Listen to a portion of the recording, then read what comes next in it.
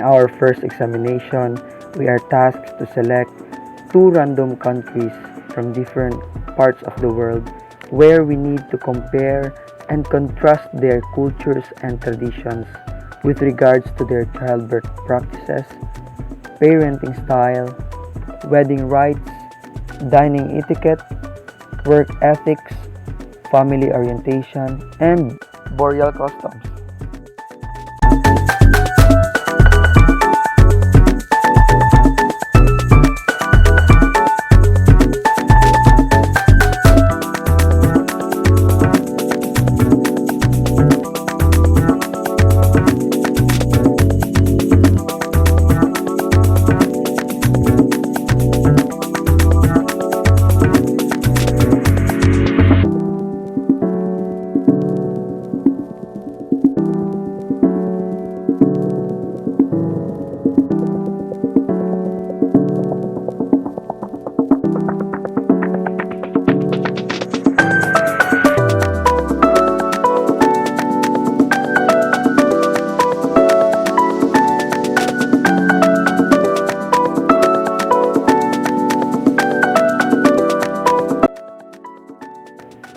After making this examination, I realized that every cultures and traditions from every country has their own uniqueness.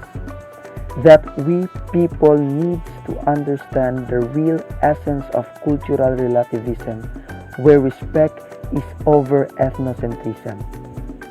And I want to send this message to all people listening to this that we need to show respect to others' culture and traditions in order to obtain world peace.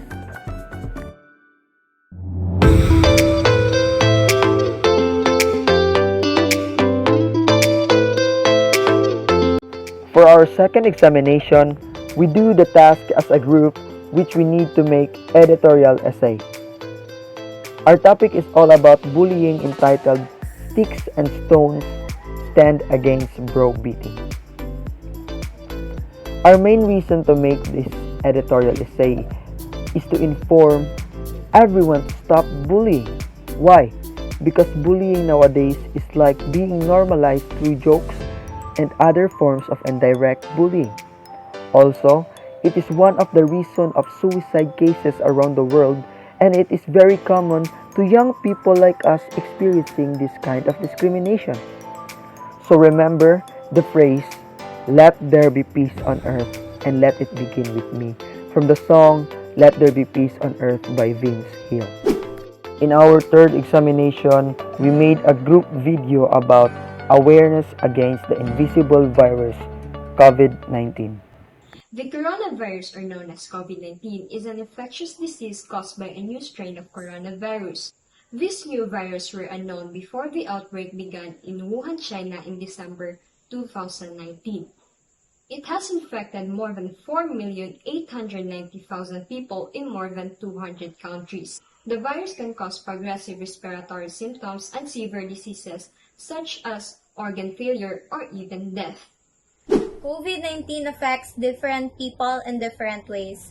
Most infected people will develop mild to moderate illness and recover without hospitalization. Only if we need to end the pandemic everywhere, we can end the pandemic anywhere. The entire world has the same goal. Cases of COVID-19 needs to go to zero. According to Department of Health Philippines, as of October 7, 2020, we have the total cases of 329,637. Active cases are 49,989. Recovered are 273,723. Died are 5,925. And recovery are 258,346. The outbreak of COVID-19 has created a global health crisis that has a deep impact on the way we perceive our world and our everyday lives. COVID-19 is mainly characterized by high fever, cough, sore throat, shortness of breath, and fatigue. Since there are still no vaccines and medicines for COVID-19, treatments are under investigation that will be tested through clinical trials. It is highly recommended that everyone should have self-care like resting, drink plenty of water, and eat nutritious food. Hi guys, so I'm gonna talk about the importance of the mask. So it is important to wear your mask when you go outside or you're in a public place. So I'm gonna show you how to properly use your mask.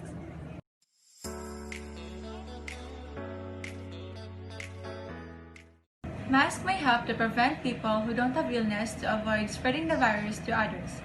And these are recommended as a barrier to help prevent respiratory droplets from traveling into the air and onto other people when wearing the mask, especially when they are talking, sneezing, and raising their voice. Hi guys, I'm going to eat my lunch, but before that, we need to clean our hands first. We need to wash our hands with soap and water at least 20 seconds.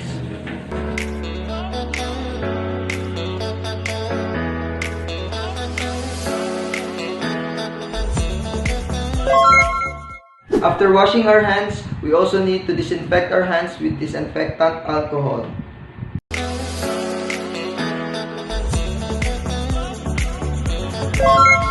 Friendly reminder, when we go outside, we need to wear our face mask and face shield and avoid touching your eyes. Also maintain social distancing. It is important to follow the government's protocol for us to be safe and to prevent the spread of the virus. So, stay healthy and keep safe.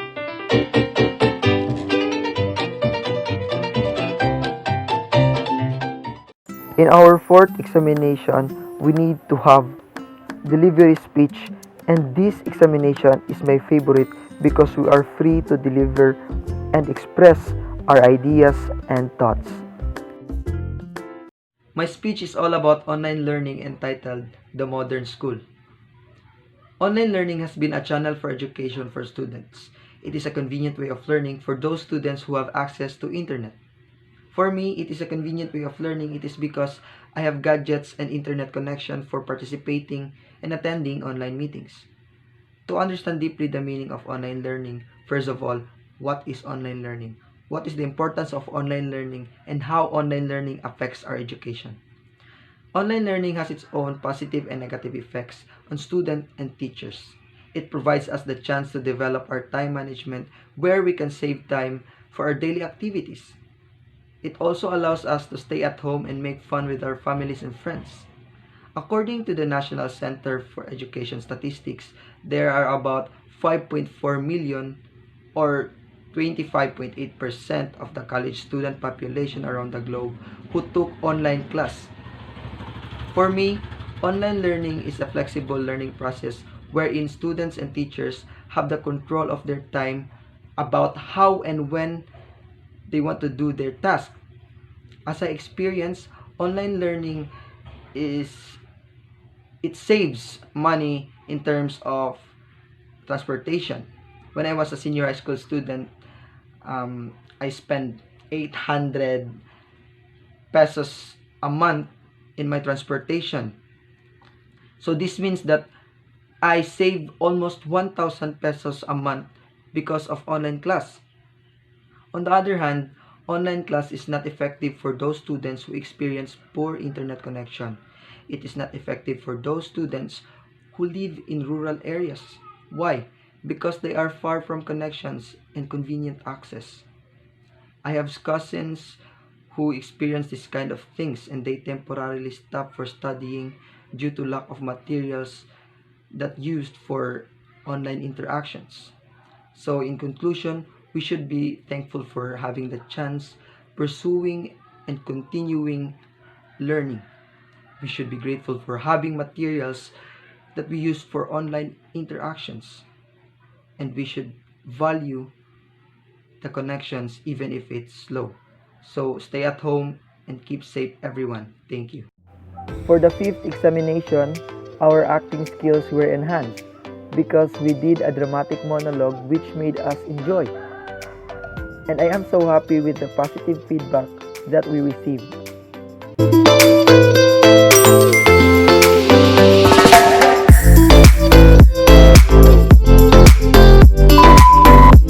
I got promoted months ago as the Chief Executive Officer and President in this prestigious company. Being one in this corporate world is such a challenge on my part.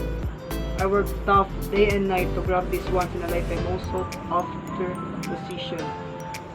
Many envied me when I formally received such promotion, but time and time again. I humbly and confidently said to myself, I deserve it. God in His most perfect time placed me in this position. Good morning, sir. Yes, good morning. Have a blessed day, my beauty secretary, Miss Sweetie. Sir, two of your subordinates have conflicts. Do you want to talk to? Do you have any spare time today to confront them? Since you have an appointment with Mr. Sabal by 10 a.m. I do recognize, yes, that I have an appointment with Mr. Sobel by 10 o'clock. Yet, I have to attend first to their pleas. Please call them right away in my office and thank you. Yes, I will, sir. I will bring you later your favorite brewed coffee with fresh milk, and you're much welcome. I, being your boss, has the responsibility to look forward after the welfare of my subordinates. After all, I want to maintain a healthy working environment and atmosphere, as well as the work ethics and the character smoothly transcend above all efforts and endeavors for the good of our company. Sir, Mr. Chavez accused me of having an illicit affair with a very close friend of mine and spreading malicious gossips to other employees here, which I abhor the most. I heard about it. Yes. Is that true, Mr. Chavez? Yes, sir. I may say true, but Miss Chinky once placed me in an ignominious situation one day at the cafeteria, telling everyone around in her table that I would her, and she turned me down. Wanting to venture?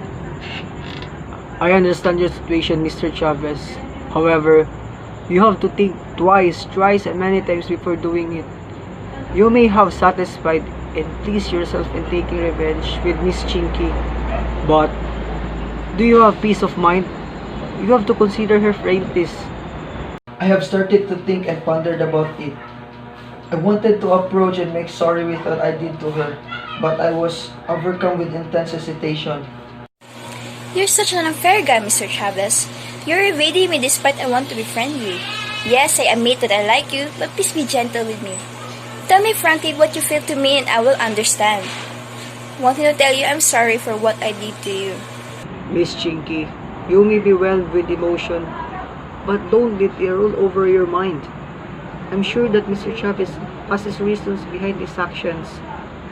I could hardly lose the two, or both of you, since you are highly praised assets in our company. Both of you have done well, and excellently in the realm of sales and promotions. I fully comprehend your love, devotion, dedication, and loyalty to JYC Joint Venture Appraisal and Realty Company. In fact, recently our company received awards and recognitions because of your exemplary performances, in which I would like to congratulate both of you once again. I believe we can be the best of friends, Miss Chinky. Sorry, and please give me the chance to prove it. Why not, Mr. Chavez? Maybe from the best of friends to best of lovers. I'm sorry for what I did against you. Miracles do happen every now and then, but for now, you have to concentrate on working and continue doing what you have started for the company. I do steadfastly believe in God's own time. He will make all things possible and beautiful. Both of you have to patiently wait. Mr. Chavez will serve as my inspiration in everything that I will do for the welfare, benefit, and good for the company. It should be God first, however, second, family, and you are third, Mr. Chavez. Obviously, you like me, Miss Chinky. I'm just kidding.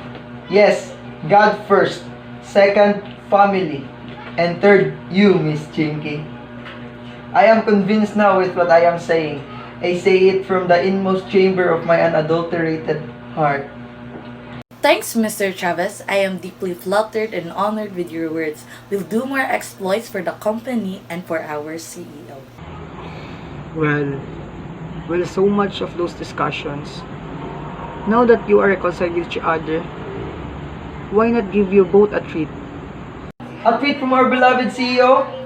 I don't have any idea. How about you, Miss Chinky?